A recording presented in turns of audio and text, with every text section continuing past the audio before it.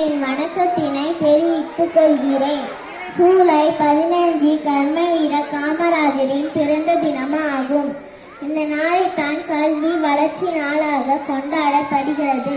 இவருடைய ஆட்சி காலத்தில் கல்விக்கு முதலிடத்தை வகுத்தவர். குறிப்பாக இவருடைய ஆட்சி காலத்தில் 15,800 இருந்த தொடக்க பள்ளிகள் 29,000 உயர்ந்தது. உயர்நிலை பள்ளிகள் 3 மடங்காயின.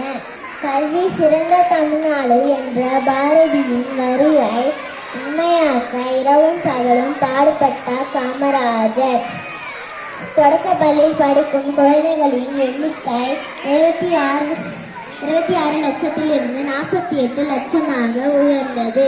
பசி குழந்தைகளின் கல்விக்கு தடையாக இருக்கக்கூடாது என்பதற்காக மதிய உணவு திட்டம் துணை தொடங்கினார்.